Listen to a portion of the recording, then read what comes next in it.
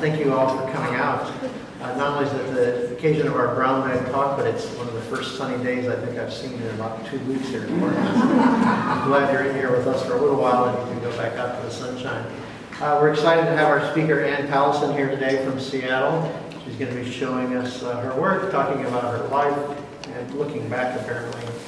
Though before I bring her up here, I just want to take 1 second to reach out to you all. I just came from the board meeting for the Photography Council, and as a rule, our goal is always more members. And so for those of you who are not already members of the Photography Council, I encourage you to consider joining. It would be great to have a handful of new people as we pass along this next year. We have lots of ambitious fundraising ideas, and we have some prints that Dr. Dolan really wants to buy.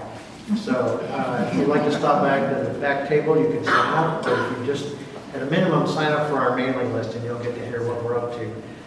But we're membership driven, we use the funds wisely, and we'd encourage you to join today if you can. So thank you. So, Ann, are you ready? Mm-hmm. Ann Pallesen, thank you.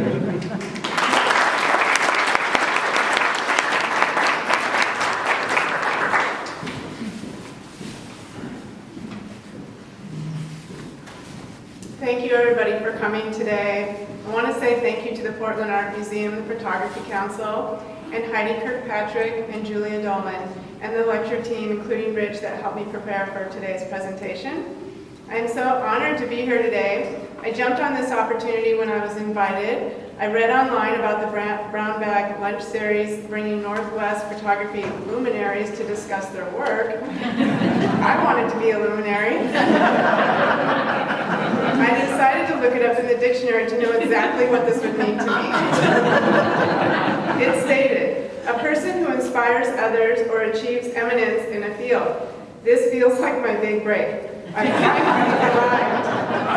Thank you for taking interest in my work and for coming here today.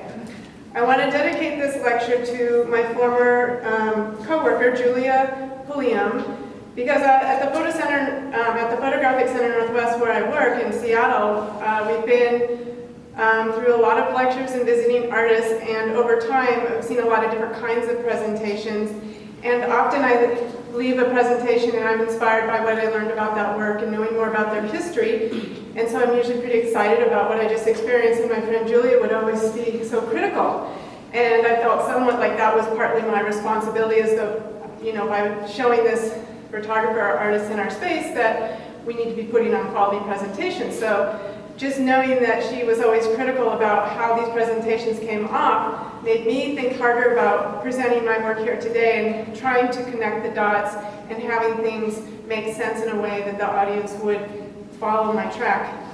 So I'm dedicating this to her just because I tried extra hard.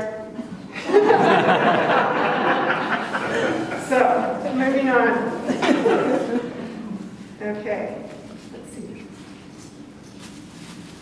You might wonder, how did I get into photography? I was attending Colorado State University in Fort Collins, Colorado, my home state, in the late 80s on a scholarship for diving. I had been a diver and gymnast for many years, and proudly was the first diver in the history of the CSU swimming and diving team to make it to the NCAA pre-quals meet. At the end of my sophomore year, unfortunately, I had a falling out with my coach and quit the team in somewhat of a fury. At that time, I decided to take a year off to reconsider my direction. I first became familiar with the camera because my dad used to take pictures of me diving. I really liked that he could hold the button down and take a sequence of pictures during one dive. I liked the sound when I freeze frame. He would then frame the sequence of images together. This image is called Back Dive at 44, photographed by my husband Chris Hearn, who's sitting here in the front today, at the Coleman Pool in Seattle. I have a series of these taken at different points over the years at different pools, and I just changed the age in which I'm doing the dive. So this one's Back Dive at 44. Is that from the future?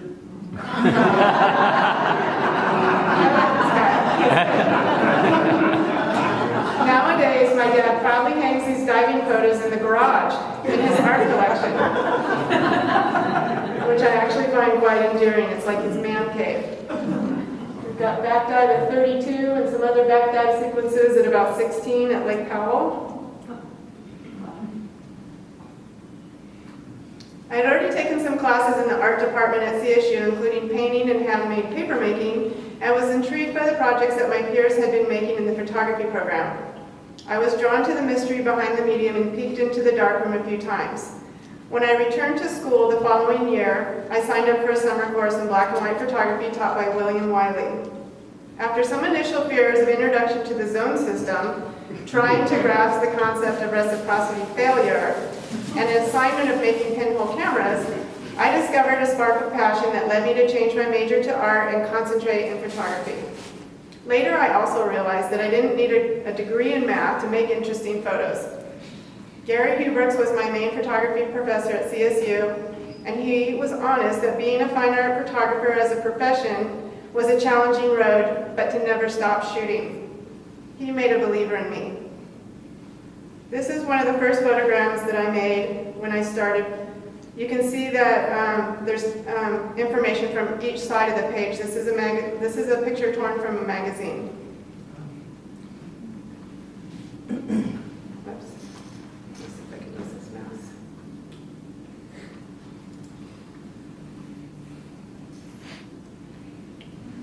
One of my first challenging assignments was to make a pinhole camera. Although I thought there was a lot of talk about the size of the pinhole you made and how that was going to affect your exposure, which led to the discussion on reciprocity failure, I was a bit overwhelmed by this concept. In fact, I think I was scared of photography at this point. Too much math. I almost gave up. However, I guess I had to just start experimenting to see what I got. This is a self-portrait I made from it. I recently discovered that my critique of the project from my teacher was on a piece of paper taped to the backside of this matted photo. So I read that recently, the critique. He gave me a B- on this project. Partly because of my attitude, I think.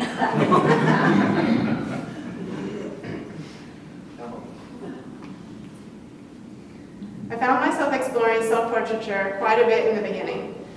I had been inspired by the work of Cindy Sherman early on and thought playing out different characters was quite fun. As a kid, I used to always look at abandoned houses and old mines in the hillsides as I would ride in the backseat of my parents' car driving up to the mountains to see my cousins. Eventually in my 20s, I hiked up to these sort of spots with my camera and explored the remains. I did a lot of stuff back then that I would never do now, such as trespassing. I think a lot of photographers go through a phase like this. This was on the road up to Estes Park, Colorado. While I was doing the shoot, State Patrol had actually seen my car parked alongside of the highway and stopped to investigate. He came up to the house I was in and walked around the exterior for a bit to see if someone was in there. I had crawled in through the window with my tripod, so unless he was going to crawl in too, I was praying I wouldn't get caught. I was hiding for the longest time. He did finally go away. Phew. So true. I recently posted this picture on Facebook as my profile picture, and some of the immediate comments were people wanting to know if I had done this in an app. You'll notice like the coloring and the lines. They thought I had done this with a fun app, and I said, no, I just drew right on the picture, sort of 90s style. Yes, this is me. I don't know if you can tell. This is a character that I named Vernetta. This was an extended melodramatic series I did playing a character who always wore a black wig and vintage attire, mostly inspired by my grandmother, whose middle name was Vernetta. I often had a plastic chicken with me as well, and I'm not sure why.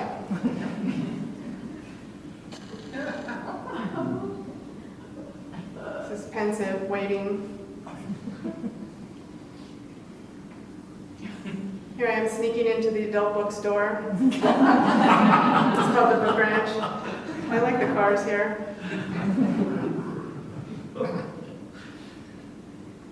Now here I am running on top of a train carrying a plastic chicken.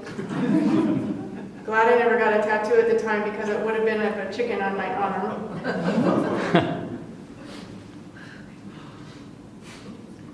Was trying on shoes at Goodwill. Notice that my chicken is on a leash. And wearing a rhinestone necklace around its neck, not sure. A couple years ago, I took a digital photography class at Photo Center Northwest in Seattle, and we had a self-portraiture assignment I decided to dress up as Vernetta over 20 years later. I still have the same wig and plastic raincoat. The photos the second time around were not nearly as cheeky, but nonetheless it felt really good to revisit this side of my personality and see a more matured and aged version of this character.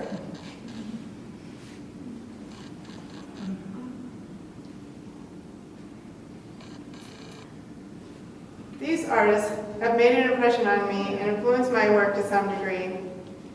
They all seem to have a dreamlike or narrative quality to their work and are black and white or sepia, and many printed with heavy tones. I'm sure many of you know the work of Keith Carter, Sarah Moon, Rocky Schenck, Michael Kenna, Ken Rosenthal, Melvin Sokolsky, and Morris Sullivan. I first saw this photo and learned of Keith Carter through the G. Gibson Gallery. It's one of my favorites. I'm drawn to the unexpected combination here. As many of you know, Carter's from Beaumont, Texas. His images are like a remembered dream or have a sense of place or are captures of little askew moments. Here I sense that I'm peering in through a keyhole, a private moment, seemingly voyeuristic. There is something seductive to this moment, yet it's a routine that many women can relate to. This is a photo that I hope to live with one day if I can convince my husband that it belongs in our house. He's not sure. Another Keith Carter image. I often think of the scene from the movie The Ring. How many of you seen the movie The Ring? It's like a horror movie. Of course you have. This creepy girl crawls out of a well and she comes towards the screen and her hair is like, and it's really haunting, and then she crawls out of the television set and into your living room to kill you. And I just watched it. You can look it up on YouTube if you want to look up this well scene from The Ring. I highly recommend it if you're in bed and you want to be scared before you go to sleep. So I'm often drawn to the dark, strange, haunting, unknown places. This is the work of Sarah Moon. She was born in France in 1941, and she has a book called Coincidences. That book is like a Bible to me. I studied it, I tried to understand how her pictures have affected me, the mood in her dreamlike narratives. She also has a series of haunting circus images with a cinematic quality. I'm also a fan of Federico Fellini movies, Italian film director, who also deals a lot with the circus and the bizarre culture. And then I thought I'd throw in the story too that my grandfather also had a small petting zoo in a gas station in Neely, Nebraska in the late 40s. So as people would come in the highway, and there were a couple signs posted on the highway saying there was a free petting zoo coming up, so it would draw customers into his gas station where likely they would pet some of the animals and then buy gas. But I think there's just something about like this life of the circus life and carnivals and such that it's sort of dreamlike to me, and I wonder. And of course the acrobatics and the performers have always interested me since I like doing tricks myself and flying through the air and jumping and stuff. So I'm kind of surprised that I didn't end up in the circus myself, but I chose photography. This is another one of Sarah Moon's shots that I really love, and I don't know how many of you have followed peacocks around yourself and tried to get them to spread their wings like this, but it is not easy. Usually they just run. Another one of my favorites is Rocky Schenck, a photographer based in Hollywood. He has also become a filmmaker. Each of his photos is like a still taken from a movie that exists in one's memory like a dream, with the fuzziness of a remembered impression. He does a lot of interiors, mirrors, chandeliers, and often uses his mother as a subject in the pictures, and often it just seems as though I'm drawn to these pictures that have a figure moving through the scene or a part of a scene that has a sense of place, and then there's something going on, but you just don't know exactly, and you can kind of take it from there. The viewer gets to make up their own story about what's happening. So often I appreciate when there's silhouettes or outlines of people but not necessarily face recognition. So I think that in my own work sometimes I'm thrilled when a passerby has the right outfit and can just serve as my model without knowing it. I also learned of Rocky Shank's work through the G. Gibson Gallery in Seattle. And I've always been drawn to the refined beauty in Michael Kenna's landscapes. I just want to ask if Mark Silva's here today. Oh, okay, hi Mark. So, this is an incredible ice sculpture from a frozen fountain in Detroit, Michigan. It looks like an iceberg to me. It's always been one of my favorite photographs. As many of you know, Kenna is an English photographer best known for his black and white, unusual landscapes with ethereal light achieved by photographing at dawn or at night with exposures of up to 10 hours. Now, he has over 40 books published at this point. In 2009, as a long shot, I reached out to Michael to ask him if he would shoot my wedding. Why not? Yeah, I could just see myself in my dress with the beautiful backdrops that I saw in his photographs and thought for sure that would be my dream. So I let him know that I had conjured this dream and would he be interested in shooting my wedding, because he does live in Seattle now, which I felt really lucky. Tried to take advantage of that thought. So I reached out to him, and he kindly replied, "To be honest, photographing a wedding is just not my cup of tea." very British of him. Unless everybody could stand still for a 10-minute exposure. So at that point, I guess I would have to go with Plan B. I'm fortunate to be working for Michael now as an assistant in his studio in Seattle, which has taught me a lot. He had worked for Ruth Bernard early in his career. I feel honored to be working for him now as inspirations are passed along from one photographer to another. Even though I will spend a whole day organizing hundreds of files, I found that it will inspire me to go home and organize my own systems as well. The best part is getting to see so much of his work and images I've never seen before, like this one, which I now proudly own.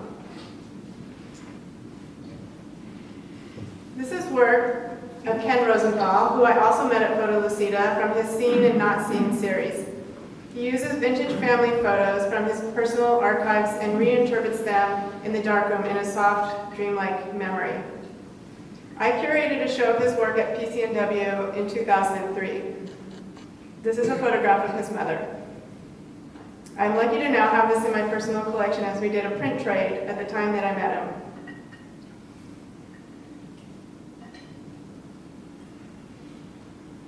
I think I'm also drawn to it probably because of the whole swimming, diving things. I think this is a theme that continues to surface in my collection and in my work. How many of you know the work of Melvin Solkowski? So at 21, he worked for Harper's Bazaar and did fashion in the 60s. His fashion was quite a different take from others, and he turned it into the marvelous, in a style that seems ethereal and otherworldly. Women in bubbles floating across the Seine or flying uncontrollably through the air. Yeah, this series was done in Paris. Later, he also went on to become a film director. So this bubble he had hooked to a crane with a long chain, and just, as there was no Photoshop then, they had to carefully spot it out of the picture, but that's how he made this bubble move around in different locations and hung his models from wires, whether in or out of a bubble, but often put them up in the air and doing fantastic, stunts. It was really cool. Now, if you really want to be surprised, check out my girly board on my Pinterest page. Lots of dresses, retro fashion. It's a bit absurd. So if you want to be really disturbed, go to my Pinterest page. This is work by Maura Sullivan. I met Maura also at Photo Lucida in 2005. I included her work at the PCNW exhibition I called Creep Show, along with Carol Golomboski and Diane Fenster in 2007. I'm drawn to the darkness in her work, the stillness, the Hitchcock suspense. She's also influenced by cinema. This image is called Allah. This is a quote from Mara. She says, "I have always been intrigued by the history of places and by the way an ordinary space can become a portal into another world."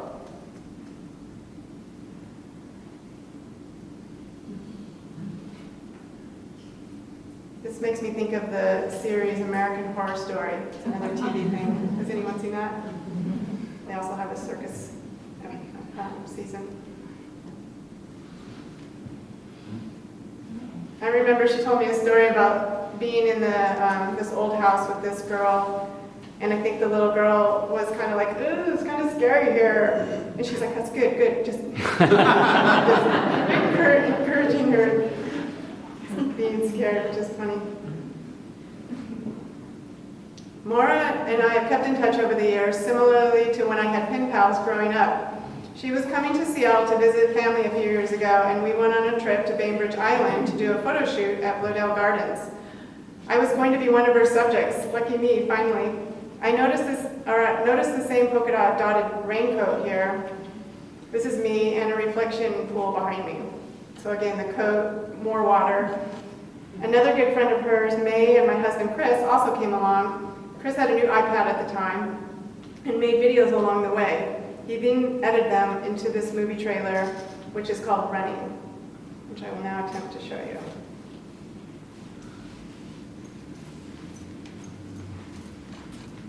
Let's see here.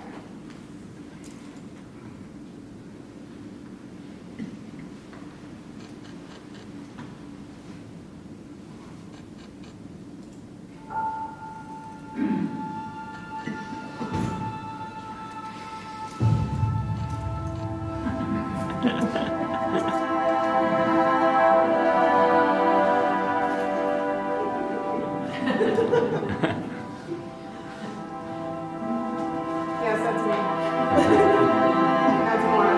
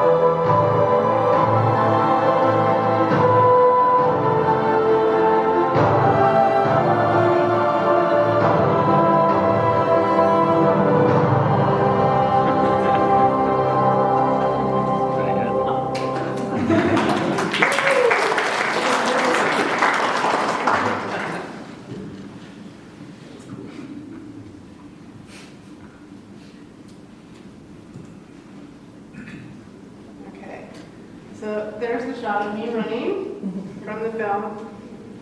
I think Chris should become a filmmaker. No. That was really funny. So I'm going to talk a bit about the Photographic Center Northwest. My home away from home for over 20 years now. It was founded by Alan Sheether in the 80s. Working at PCNW has granted me numerous opportunities to grow as a professional in the arts, as well as creatively as a photographer. I've taken dozens of classes and workshops at PCNW with renowned photographers who push my creative boundaries, including master printer, lith printer Tim Redman. From a curatorial perspective, working with hundreds of photographers over a 20-year span in PCNW Gallery has not only inspired me, but made me conscious of trends and informed me of changes in the practice in the medium.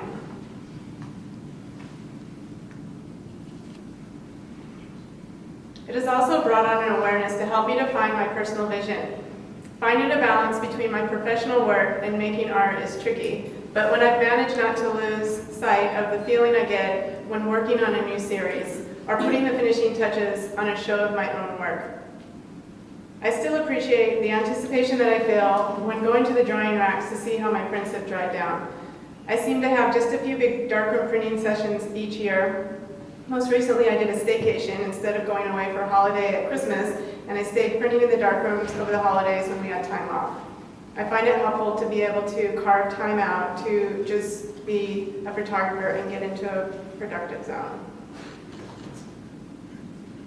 This is the PCNW Gallery, where I was the gallery director for nearly 2 decades. This past year, I switched to a new role as a partnerships manager.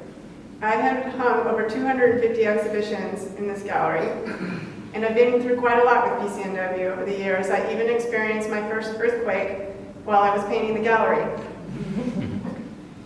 I didn't know what to do because I didn't quite understand why the windows started shaking, but once I realized I was in danger, I just took the paint roller with me and ran out onto the street. Once I was out on the street, I was conscious of not putting the paint roller down on the street because I didn't want to get the paint on the street. So I just held it for the whole time we were out there. This is a show that I put up called Identity, Costume, Cliché, Korean Photography Today.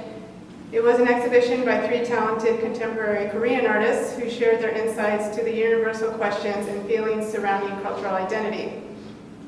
Again, lots of costumes, thinking about identity and self-portraiture. The artists were Sukun Oh, Chan Ho Bae, and Ok Hoon An. Now I'm going to talk about my own work and lith printing. How many of you know what lith printing is already? I know that Susan DeWitt here does lith printing, so there you are. We learned together back at PCNW. And are big fans of Tim Redmond, so he's like the main man that knows it all. So I'm going to just talk a little bit about lith printing so that you have a sense of why I choose to print with this medium. It's an analog darkroom process that gained attention in the 70s.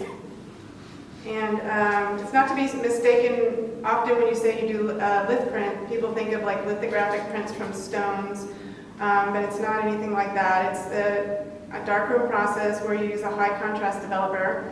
Different brands of warm tone paper have varied reactions to the different lith developers that are produced, and that's where things get exciting or frustrating because it's hard to get consistent results, but you discover a palette that appeals to you, and often that depends on how much you dilute the chemistry and how exhausted it is, how long you leave it in the developer. It's not like standard printing where things just go in for a minute or two. You have extended darkroom sessions where the print goes into the developer and you watch it with a little red flashlight until the blacks start to surface.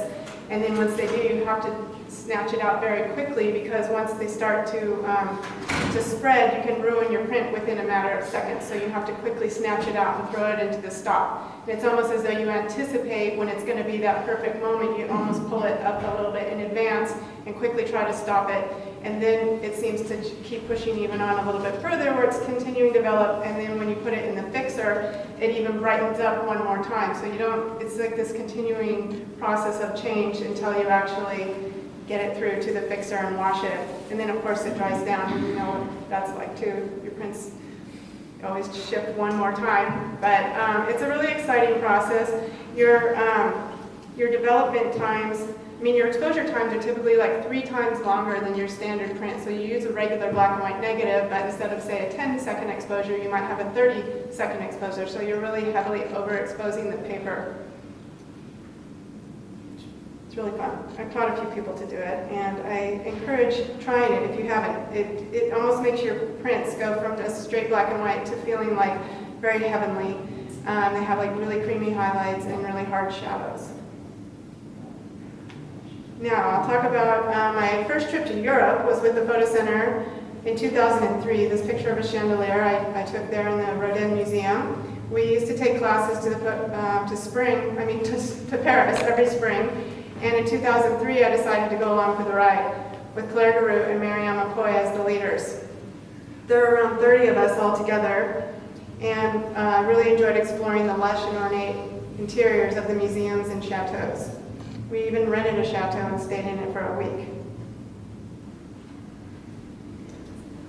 This image I titled Plush because of the way her hand is gracing the soft fabric. This is in Versailles. I sort of stalked this little girl for a few shots. So, like I mentioned, the leaders of our trip were very familiar with the city and knew what we would want to see in the various districts. knew how the transportation systems work, and also spoke French's beautiful land.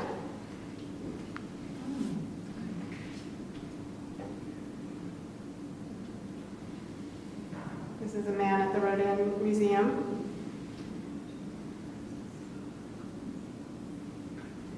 This is at the Rodin as well.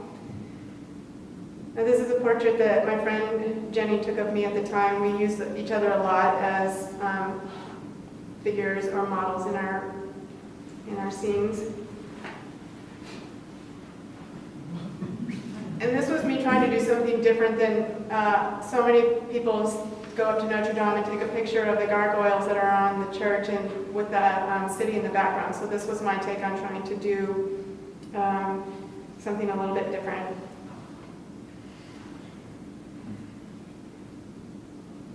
This is Jenny. She was my muse.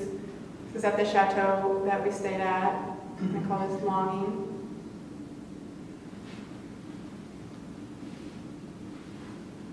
This is an overgrown garden at a chateau where I stayed in the Loire Valley. I met my now husband, Chris Hearn, through the photo center, and he's half French. He's sitting right here in front. His mother lives in Brittany. We've traveled a few times to see her, renting a car and traveling the countryside, the Loire Valley and the coast in Brittany, photographing all along the way. He also loves photography and does videos, so it makes a great combination for traveling. This overgrown garden was at a chateau where we stayed. The owner couldn't keep up with the gardens any longer, so we had a heyday exploring the grounds. This is a gardener at another chateau where we stayed in the Loire Valley. And this picture kind of reminds me of like the timeless quality that Atget's pictures have. And I also love vernacular photography and looking through old snapshots of the flea markets. Now I'm aware when I see something happening that has a timeless quality, and I try to capture that. I'm aware when I'm taking the photograph that I'm witnessing a timeless moment and make choices in composition to exclude the details that would suggest otherwise.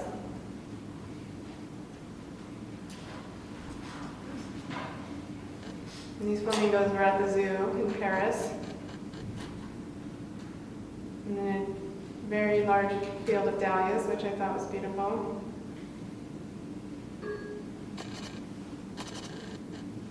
Now this narrative series focuses on subjects in the Northwest, including figures and animals and botanicals. This is a bird's eye view of a woman in a field of ivy. And I've been told sometimes this image reminds people of that famous shot of his by Win Bullock, and the image of a child in a forest. You might know that image. This is a birthday party on Vashon Island at Seabreeze Farm.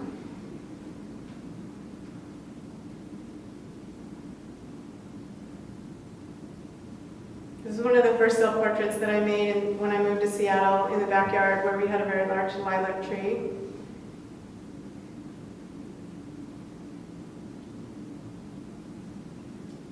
This is Bella, my neighbor's dog, about 10 years ago. The funny thing about her name being Bella is that the owner of the dog, who lived next door to me, always said it like this. Bella would always run outside and out into the street, and he'd always say, "Bella, Bella, get back here right now." So it was kind of contradictory to me to have such a beautiful name and then hear it scorned all the time.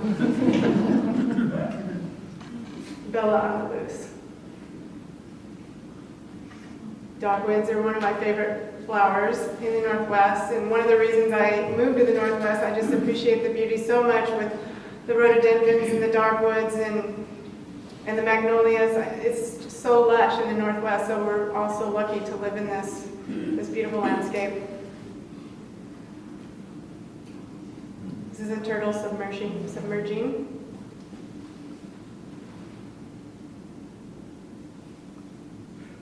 And this is an image I call territorial swan. So the reason is this swan, there's a little tiny dot back here in the corner. That's another swan. There's these two lovebird swans that would always swim around the lake. And some Canadian geese had landed in the middle of the lake, and not too much long after, the swans weren't going to have any of it, and so came aggressively flying in and scared them off, and up in the corner there, you see one of the geese just getting away. So I was just trying to get a picture of the swan, but I was happy that when I printed the picture, I found that there was that other guy up in the corner that finished the story for me. I was excited to have the full wingspan, and then it actually flew right next to me and landed on the shore, so I was a little bit nervous. This is Snoqualmie Falls on a day of the year where it was extremely foggy and lots of water at that time in the winter. This is where the Twin Peaks series was filmed, the lodge up above there.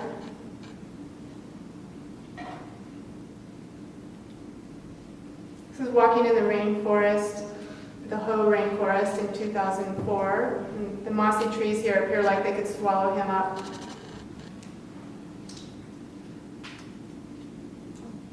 And this is at Rialto Beach.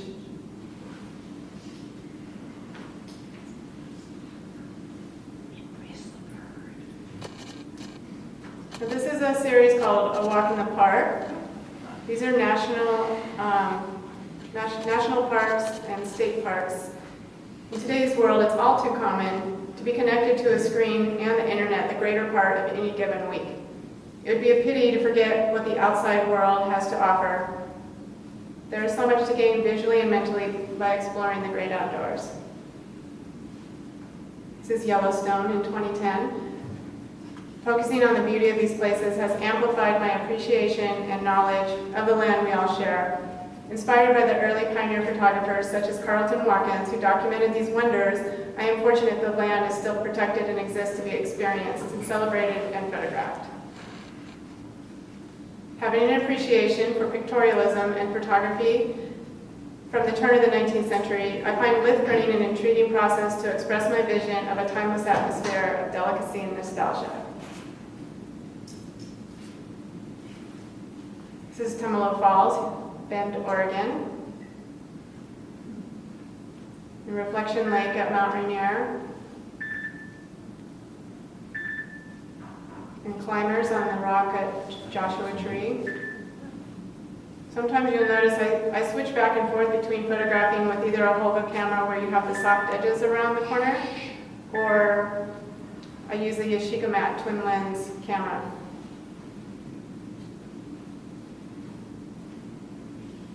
This is Yosemite.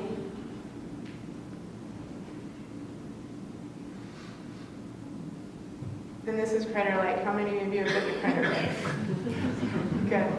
Well, it was my first time, and I wanted to show you this. Oh, I was at Photo Lucida, and I was showing my work to Daylight Magazine, to Michael Itkoff, if you guys know him. And although we were looking at these kind of traditional classic landscapes, he made a comment that he really liked the videos that I had posted on my Instagram, which were quite different from what I normally think of as my artwork. So I'm going to show you this video he was referring to.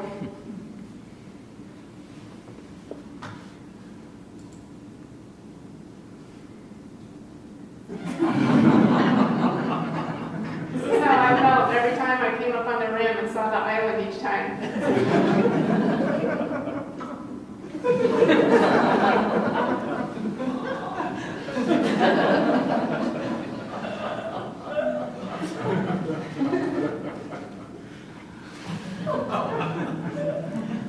But I took that as a compliment because I felt like somebody understood my humor as well, even though I feel like my artwork is much more romantic and serious.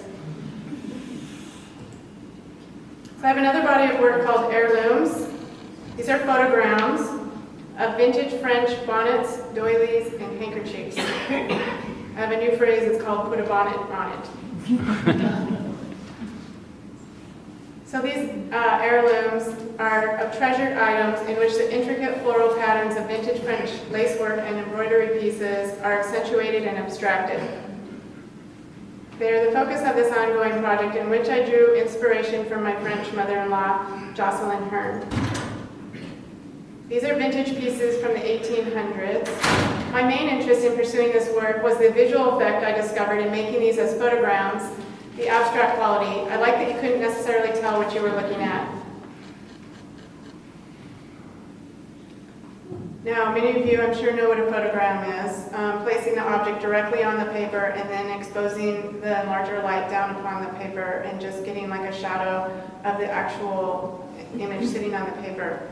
This technique is sometimes called camera-less photography.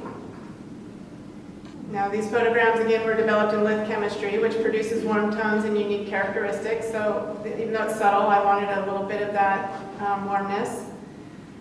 The bonnets are sometimes repurposed to make doilies as table decorations. So the back piece of the bonnet on the back of the head is cut out from the rest of the bonnet, which may come over the front, and then the lace trim is sewn around the outside edge. So this would have been the back of the bonnet, and then extra lace is sewn onto the edge there, and people would then use them as table decorations. So my mother-in-law lent these to me from her collection. When revealing this new work to my mother-in-law for the first time, I sent a gift to her, a print in Brittany from the first piece that she had given me.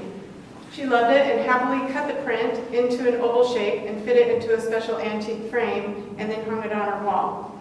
You always hesitate for a moment when someone says they're going to cut your print.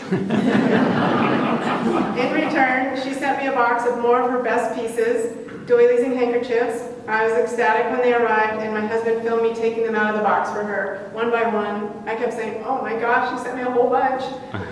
There's a whole bunch," you know, and you're lucky I didn't bring that film today. I hope to show this work in Brittany someday, so if anyone has any connections, please help me out. And this is a book that she sent me by Charles Fraser, a photographer who did a whole book and series on photographing the French folklore Brittany costumes. And so this is an example of a bonnet. You imagine that bonnet being a photogram on the piece of paper, so that's kind of gives you a reference to what I'm using. And then this is the oval frame with my piece hanging above her dresser, which I think works really well.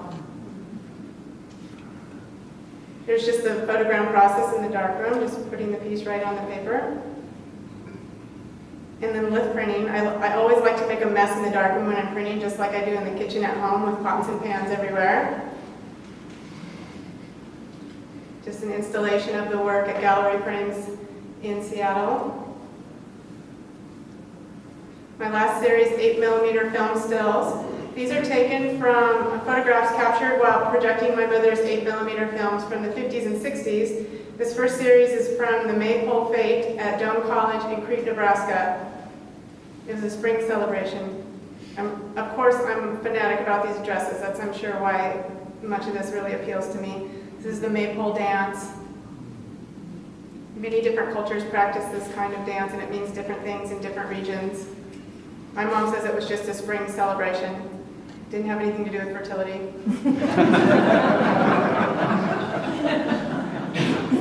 The formal dresses, dances, holidays, to an outing on the lake reflect an era that I was not a part of, but yet I feel immensely drawn. I included the black space around the projected image from different perspectives to give the viewer a sense of being seated in a home living room environment. This work addresses themes of an era in history that were defined by a spirit other than what we know today. This is Shar. She was the queen of the Maypole Fete, Doane College. She's still my mom's friend today. She's a big vintage collector in garage sales and estates. She taught me this about collecting. Anything you like. 1 is nice, but 10 is better. Here's my mom paddling in a canoe at Doane College. I was really excited when I first started shooting this series, and I would email her images and ask her if she remembered these scenes. And she did not remember this particular time on the lake, but she was giving me feedback that she thought the pictures were too soft and blurry and couldn't tell what they were, who they were. So I, each time, sent her more photos, again, too blurry. I said, well, why don't you guys just come out and watch the films in person, and then we'll get them as sharp as we can. So they came out and watched the movies, and that was a really wonderful experience to hear more personal stories behind the movies. My mother's dress. A couple of cool cats. Another one of my mother's dresses, my favorite green dress. Bubble Man. my grandmother at Christmas, elated by a new pair of earrings that she had just opened. And this is the end of the film when the white dots come down. My grandparents laughing it up here with my mom. Now I will attempt to show you this video.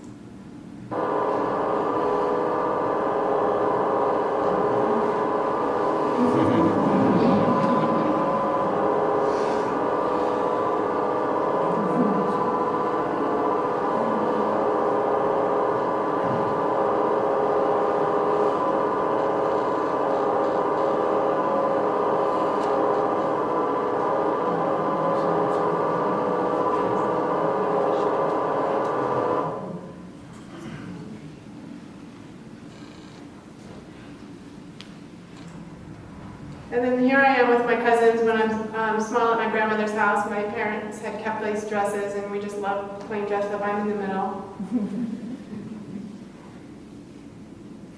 And that's the end.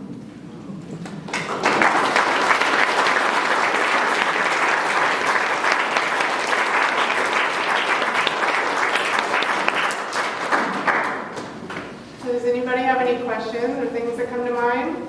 Hi.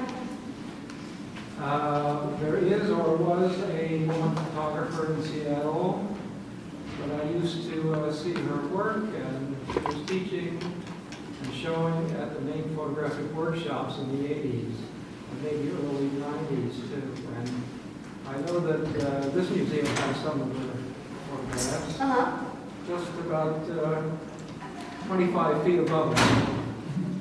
And in the last, they have a collection show, and I think it's the last one that was put up, and there are 2 or 3 of the things right up there, and I'd be surprised if you hadn't seen her work before, or maybe knew her. I'll have to go take a look. You don't recall her name? No, I think her name starts with a B. Oh, gotcha. It's Barbara. The first thing that leads you to. Okay, I'll have to go find out. Maybe Julia knows. Or Julia knows, I'm sure. Yeah? Good. If she put the pictures up there. Okay. Well, I've had a contact with her, so I will follow up. Yes? Could you tell us how we could achieve that lith quality with our digital files? I know that people do it. I've read online that people have, come up with a filter, a way to get that effect, because I'm not as intrigued by the computer process. But, you've seen probably too that people are making beautiful platinum prints from digital negatives, and I would imagine that you can come up with a similar approach just by creating filters and working, with the tones and really making those heavy shadows and somewhat, maybe a little bit of the Gaussian blur or something, you can get a little dreamlike quality going on. I think it puts a little bit of, the process gives things a little bit more graphic quality. Any other thoughts? Good. Are you currently working on the bonnets, or what are you working on now? I'm working more right now. I think I'm trying to get back to a lot of images I have from the Northwest. I want to continue to build a Northwest series. That was the second and to last I showed of people, subjects using the Northwest large lush landscapes. I want to continue making somewhat haunting and mysterious images of the Northwest to try to describe something about the beauty here. Hi. Hi. So your work seems very intimate to me in terms of scale. I assume that that's intentional. So I'm curious if you've explored the idea of a diptych or a triptych, or blowing these up to 5 feet, or are you playing with any of this somehow in your working process? Well, one of the things that's been tricky is like keeping up with the papers that they make for it, and then papers like becoming obsolete. So one of the things I just finished with those 2 series I showed you, that paper is no longer available, or the chemistry I use. So I've moved on to a new paper called FOMA. I used to use Forte, now I'm using FOMA. And so just there being like limitations on paper sizes and such, I don't think I'll go big. 20 or 16 by 20 is usually the size that I feel is like my limit. Like 20 by 24 is somewhat of a challenge, I feel, even though I have done those. But I usually print small or the 16 by 20s. And at one point I did have somebody do a digital interpretation of one of those prints, and a very nice big print, and it was really fun to see a big digital print of like what the subject matter that I use. And although I love having that one print, it wasn't something I was committed to trying to pursue myself.